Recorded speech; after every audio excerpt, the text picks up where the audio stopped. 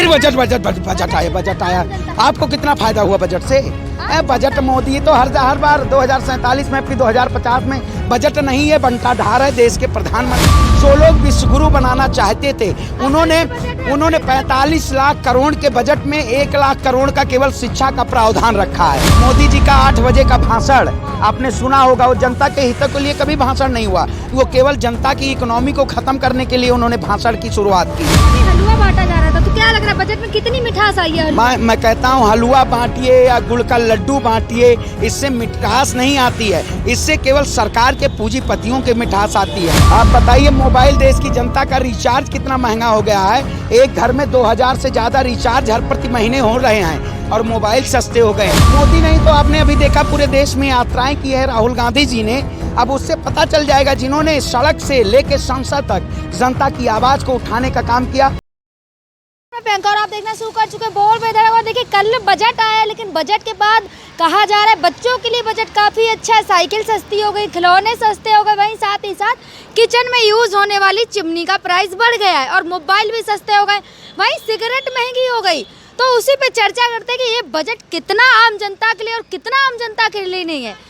पांडे जी क्या लगता है, कल बजट आया है, कितने खुश है बजट को देखकर? आप बताइए इस देश में जो नए नए बजट, जो अमृत पीढ़ी, युवाओं के लिए अमृत पीढ़ी शब्द का एक देश के प्रधानमंत्री और देश की फाइनेंस मिनिस्टर ने किया है, क्या वाकई में देश की जनता के लिए, जनता के हितों, जैसे आपने देखा होगा मोदी जी का 8 बजे का भाषण आपने सुना होगा, वो जनता के हितों के लिए कभी भाषण नहीं हुआ, वो केवल जनता की इकोनॉमी को खत्म करने के लिए उन्होंने भाषण की शुरुआत की। उसी तरीके से निर्मला सीतारमण जी का जो ये बजट हर साल आता है ना, ये बजट में कुछ होता नहीं है, लेकिन 2047 मतलब अब 2024 में बजट नहीं पेश किया जाएगा, 2047 में ही डायरेक्ट बजट पेश किया जाएगा। क्या जनता को मूर्ख बनाना चाहती हैं? इससे पहले अमृत काल चल रहा था, अमृत काल और अमृत महोत्सव, उसके बाद अमृत पीढ़ी युवाओं के लिए। आज बताइए इस रोजगार के लिए कितना अच्छा बेहतर बजट रहा। आपने कहा खिलौने महंगे हो गए, अब हाँ खिलौने सस्ते हो गए, मतलब सिगरेट सस्ती हो गई। सिगरेट मतलब आदमियों की जान आजकल ज़्यादा बेशकीमती होनी चाहिए, जिसको इन्होंने महंगा करने का काम किया। क्या वाकई में आज देश की जनता को बजट के जरिए फायदा हुआ? जो लोग विश्वगुरु बनाना चाहते थे उन्होंने 45 लाख करोड़ के बजट में 1 लाख करोड़ का केवल शिक्षा का प्रावधान रखा है। आज देश में बेहतर शिक्षा होनी चाहिए, इन्होंने देश में शिक्षा के लिए कोई बजट नहीं रखा है, बस केवल युवा पीढ़ी रख दिया गया, अमृत पीढ़ी रख दिया गया। तो ये सरकार केवल एक शब्दों के जरिए इस देश की जनता को गुमराह करना चाहती है। गरीबों के लिए बजट है ये। हाँ, गरीबों की आत्महत्या कराने के लिए सबसे ज्यादा बजट है। आज महंगाई कम हो रही है, गरीबों के लिए आपने कहा है कि हम गरीबों का कल्याण हमारा संकल्प है। आप ऐसे ऐसे नारों के जरिए इस देश की जनता को कितने ब्रांडिंग किया। आप बताइए देश टैक्स में कितनी छूट मिल रही है? टैक्स में आप बताइए, जब गरीबों की इनकम ही नहीं है। आज बताइए प्रति व्यक्ति आय 10,000 रुपये नहीं है देश की जनता को। आप श्रमिक पोर्टल पे जाके देखिए, आप उसमें दिखाया जाता है कि 12 से 13,000 लोग, कितने 2800 करोड़ के आसपास लोगों ने उस पर रजिस्ट्रेशन किया जो लोग बेरोजगार हैं। श्रमिक पोर्टल, क्या वाकई में उनको कुछ ऐसा प्रावधान दिया गया? तो ये सरकार जो निर्मला सीतारमण जी हैं, इनको पता ही नहीं अपने आप को ही, वो गजनी मूवी जैसे भूल जाती हैं कब इन्होंने बजट पेश किया था और कब ये नया बजट आ गया। बजट से कुछ दिन पहले अभी हलवा बांटा जा रहा था, तो क्या लग रहा है बजट में कितनी मिठास आई है? मैं कहता हूँ हलवा बांटिए या गुड़ का लड्डू बांटिए, इससे मिठास नहीं आती है, इससे केवल सरकार के पूंजीपतियों के मिठास आती है। आज ज़रूरत है आज देश में महंगाई से निजात पाने की। ये बजट कितना महंगाई कम कर पाएगा, इससे नहीं ज़रूरत है सरकार को।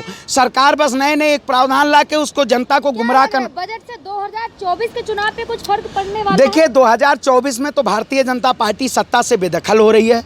अब मोदी जी चाहे जितना भाषण दे लें, क्योंकि इनके भाषण को जनता जान गई है कि ये सिर्फ झूठ पे झूठ, झूठ पे झूठ, लूट पे लूट, लूट पे लूट। प्रधानमंत्री का एक ही एजेंडा है कि लूटते रहो, झूठ पे झूठ बोलते रहो और कपड़े बदलते रहो। अब आने वाला 9 राज्यों में चुनाव है, ये तय कर देगा कि 2024 में आखिर कौन अब की बार कौन सत्ताधारी पे बैठेगा, क्योंकि ये लोग केवल जनता को गुमराह करने का काम किए हैं। तो जो लोग भगवान के नाम पे आए थे उनको भगवान ही उनका सर्वनाश करेंगे, जो लूट लिए हैं राम के नाम पे उनको भी भगवान खत्म कर। देखा नहीं आपने 2 शालिग्राम आ रहे हैं 2 अरे अयोध्या में मंदिर के लिए। अब आप बताइए, इससे पहले 2 बाघ भी आए थे, 2 शेर भी आए थे। हाँ, प्रधानमंत्री जी तो इस देश को ड्रामा सेंटर, एक होता नहीं मदारी डमरू बजाता रहता है, देश की जनता को लूटता रहता है, वही देश के प्रधानमंत्री का काम किए मदारी के रूप में। कभी हेलीकॉप्टर से बाघ आएगा, कभी ड्रोन से आलू भेजा जाएगा। तो देश के प्रधानमंत्री ऐसे जनता को दिखाना चाहते, ड्रोन पता नहीं है।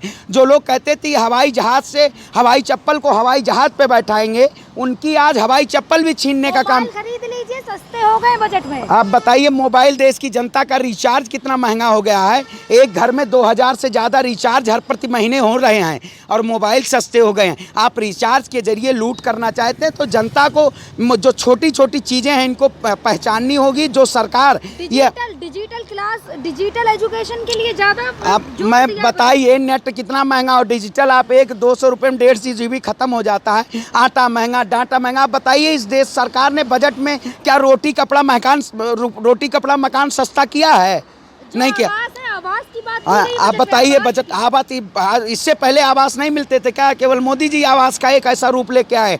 तो ये केवल दिखावा है, बनावटी लोग हैं, बनावटी सरकार है। जो बनावटी सरकार होगी इसका खात्मा होगा और देश की राजनीति में एक नई राजनीति का उद्गम होगा। आज नई राजनीति की बात कर रहे हैं, जो जनता के हितों की बात करे, जो झूठे वायदे ना करे। चलिए आपसे पूछूं, क्या लग रहा है आपको, कौन ऐसा नेता है जो जनता के हितों की बात करता है, जो झूठे वादे नहीं करता? बिल्कुल सच, वो तो जनता के सामने प्रस्तुत हो जाएगा। आपको अभी देखा होगा रिसेंटली में, अभी बहुत सारे ऐसे सभी नेता ज़मीने पे उतर के आ रहे हैं।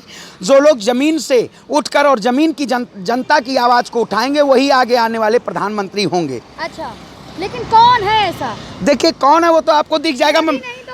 मोदी नहीं तो आपने अभी देखा पूरे देश में यात्राएं की है राहुल गांधी जी ने।